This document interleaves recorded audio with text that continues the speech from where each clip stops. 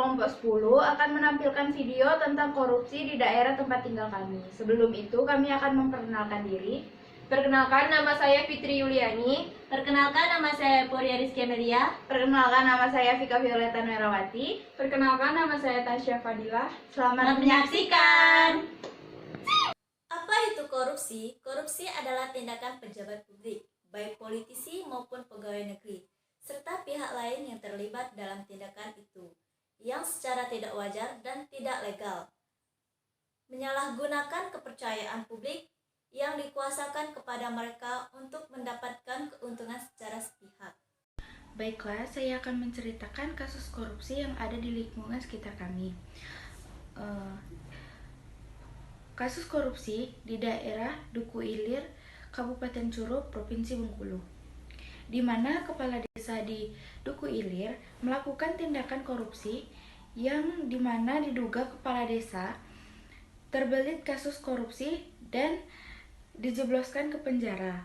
Penahanan yang dilakukan Kejaksaan Negeri Curup dilakukan setelah kepala desa ditetapkan sebagai tersangka korupsi pengolahan dana badan usaha milik desa setempat dengan iming-iming ingin membangun jembatan di daerah tersebut, sehingga ia mengkorupsi uang badan usaha milik desa sebanyak lebih dari 200 juta rupiah, sehingga warga bertanya-tanya pada pembangunan jembatan yang belum setahun, jembatan tersebut sudah ambruk, padahal biaya yang dikeluarkan itu tidak sedikit.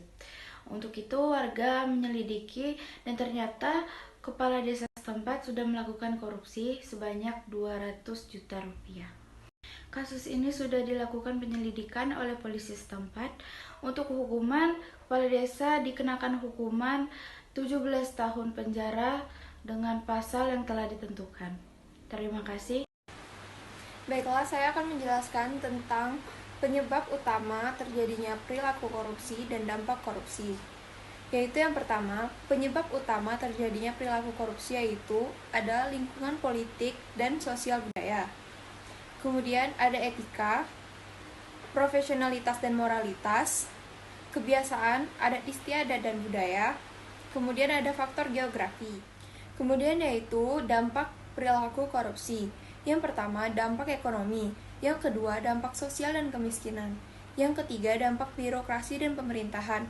Yang keempat, dampak terhadap penegak hukum. Yang kelima, dampak terhadap pemerintahan dan keamanan. Dan yang keenam, dampak terhadap kerusakan lingkungan. Sebagai contoh yaitu dampak ekonomi.